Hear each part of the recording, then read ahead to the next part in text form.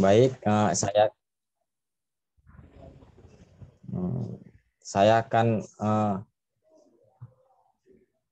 mana dia?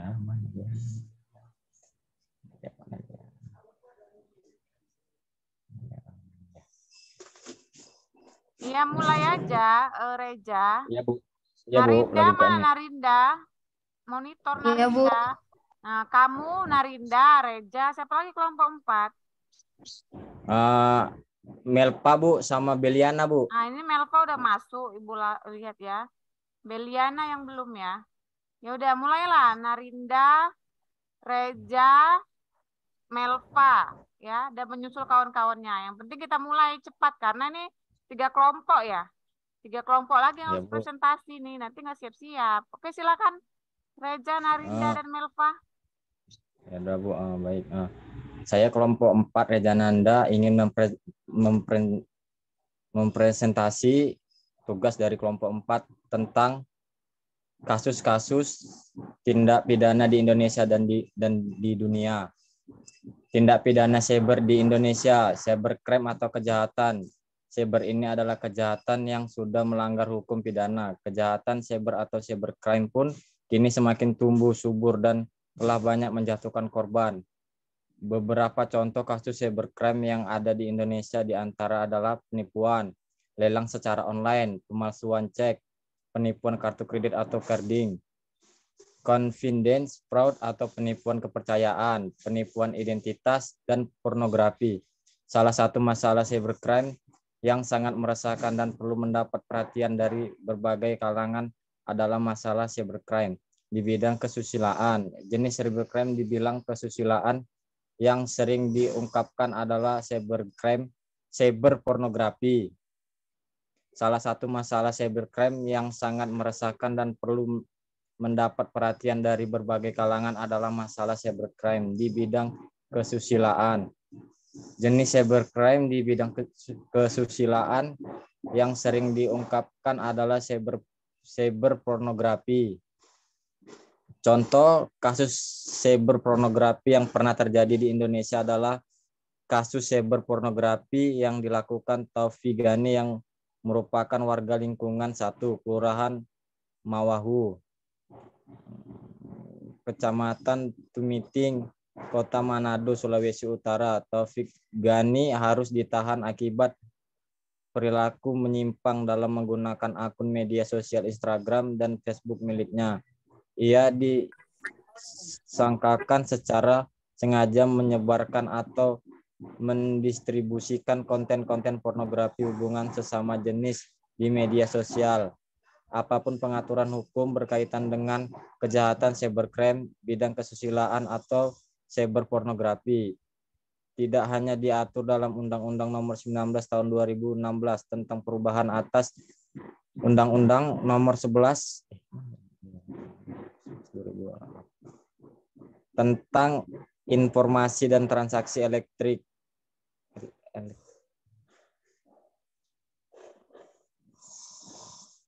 Namun juga diatur dalam Undang-Undang Nomor 44 Tahun 2008 tentang pornografi. Pengertian pornografi menurut pasal 1 angka 1 Undang-Undang Pornografi adalah gambar, sketsa, ilusi, foto, tulisan, suara, bunyi, gambar, bergerak, animasi, kartun, percakapan, gerak tubuh, atau bentuk lainnya melalui berbagai bentuk media komunikasi dan atau pertunjukan di muka umum yang muat kecabulan atau eksploitasi seksual yang melanggar norma. Lanjut Kak Dea.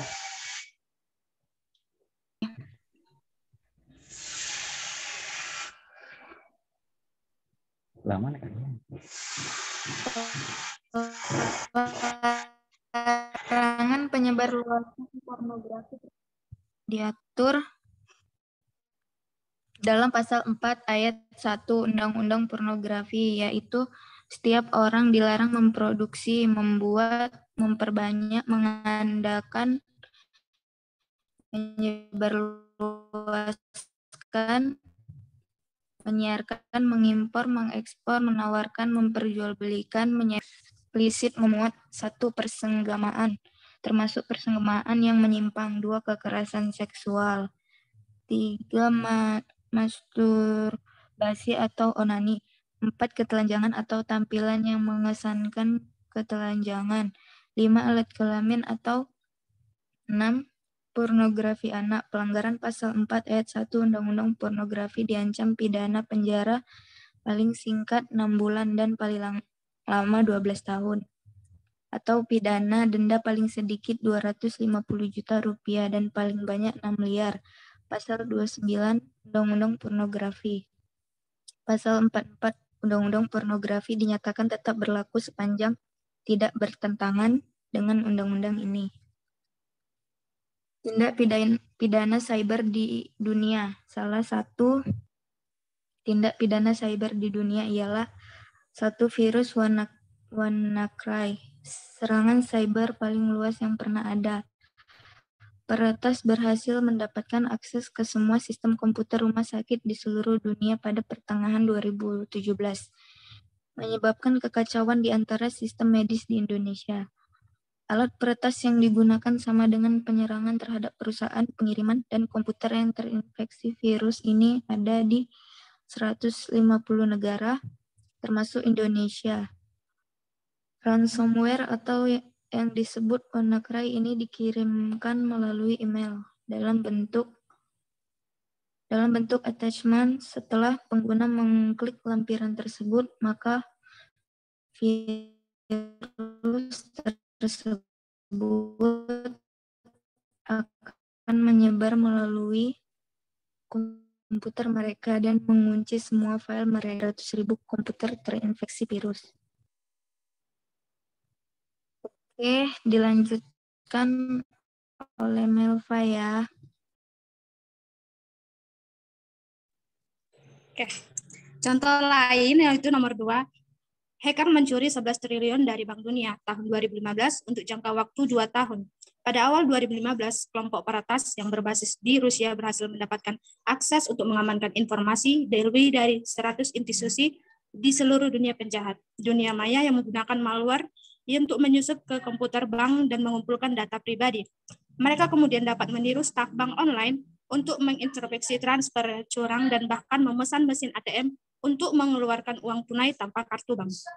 Diperkirakan sekitar 650 juta atau 11 triliun dicuri dari lembaga keuangan secara total. 3. NASA dan Departemen Pertahanan Amerika Serikat.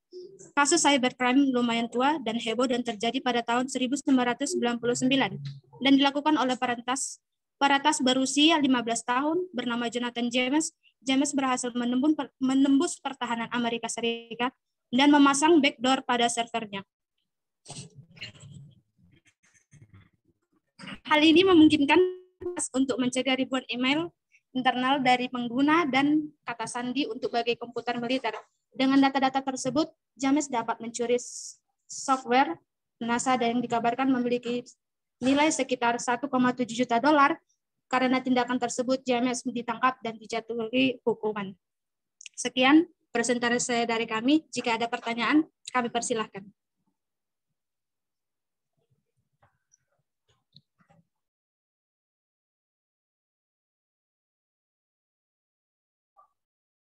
Oke, udah selesai presentasinya. Sudah Bu. Ya, silakan ya Melva, lempar ke audiensnya untuk feedbacknya ya. Silakan.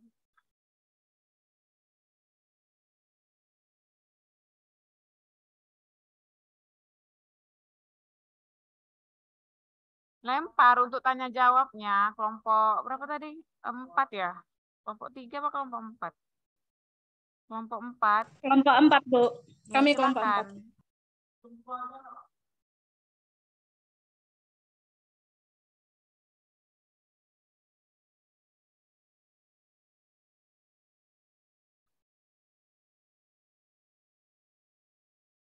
Tadi siapa? Reja ya? Atau siapa apanya moderatornya? Boleh Reja, boleh Narinda atau Melva?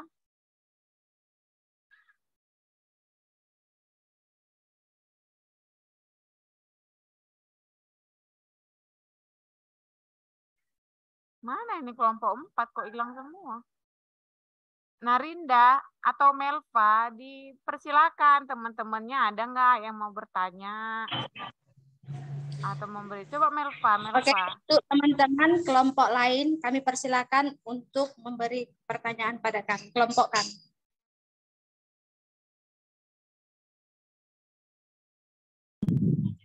Izin bertanya, Bu. Dari Suwardi Siombing, Bu. Mau bertanya ke kelompok 4. Pertanyaan saya, dari sekian keterangan atau presentasi dari kelompok 4, apakah manfaat dari kita membahas kasus-kasus tindak pidana cyber ini? Dan bagaimana solusi untuk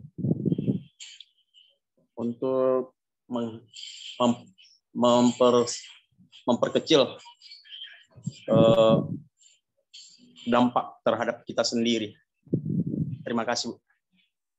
Oke, satu penanya aja ya, jadi Suwardi aja ya, karena juga nanti kita akan ada Zoom lain, jadi Ibu hanya kasih satu penanya aja ya.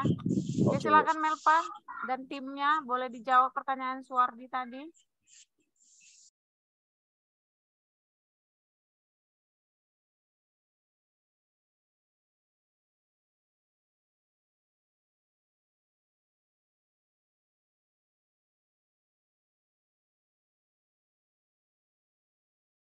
Silakan kelompok 4, siapa yang mau menjawab pertanyaan Suwardi?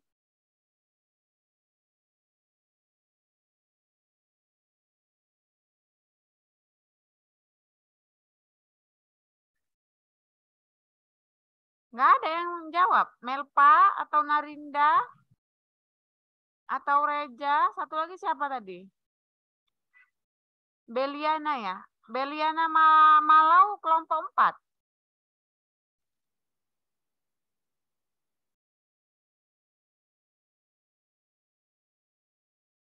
Halo, kelompok 4.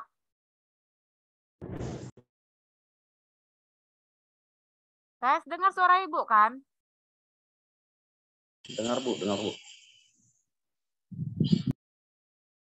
Coba kelompok 4, siapa yang mau menjawab pertanyaan dari Suwardi Siombing tadi? Narinda mungkin mau menjawab?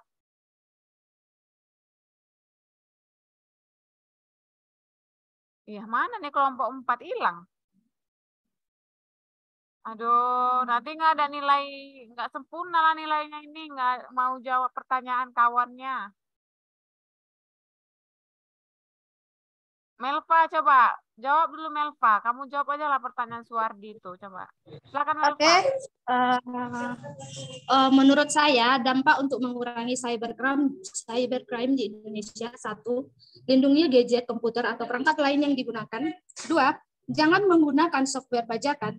3, pasang perangkat lunak untuk keamanan data.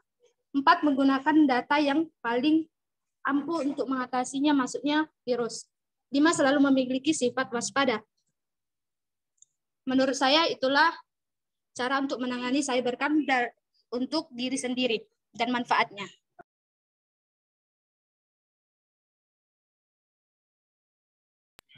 Baik, untuk kelompok 4, terima kasih untuk jawabannya. Nah, yang penting ada feedback aja lah ya. Ya, Bu. Baik ya, jadi cukup satu penanya karena kita akan beralih pada presentasi kelompok selanjutnya ya. Nanti juga seperti itu, kelompok siapa nih yang membaju? Kelompok orang Widya ya. Widya Sari ya, kelompok 4 ya. Kelompok 3, Bu. Ya, Tapi ada 2 orang ya. lagi belum ada kabarnya, kelompok Bu. 3, siapa nih? Kelompok 3 siapa aja? Kelompok 3 anggotanya? Rama, Widya, terus siapa lagi? Iya, Muhammad Abdul Halim sama Gilang Ridho Maulana, Bu. Oh, belum hadir 2 lagi teman kalian ya? Iya, Bu. Oke, yang kelompok satu lagi, kelompok 2, siapa aja ini? Anggi ya, Anggi, Yehezkil, Melinda, Anggi ada, Yehezkil, ada ya. Baik, setelah kelompok 3 ya, baru nanti masuk kelompok terakhir ya. Jadi kelompok 2 terakhir. Jadi orang Widya Rahma aja lah dulu ya. Dihubungin juga temannya 2 lagi yang tidak hadir biar bergabung ke Zoom kita. Widya dan Rahma ya. Jadi biar komplit personil kalian. Oke, itu untuk di link selanjutnya ya. Jadi link ini Ibu tutup, nanti akan Ibu kirim link Zoom yang kedua untuk presentasi kelompok 3 ya. Jadi kelompok 3 nanti presentasi di link Zoom kedua dan nanti kelompok selanjutnya itu presentasi di link Zoom ketiga. Jadi kita buat 3 kali Zoom untuk memenuhi kuota absensi juga gitu ya. Oke, jadi tunggu ya link Zoom dari Ibu. Setelah ini kita presentasi untuk kelompok Widya ya, kelompok 3. Oke, Ibu tutup Iya, dulu Bu. ya. Tunggu link Zoom Ibu di WhatsApp grup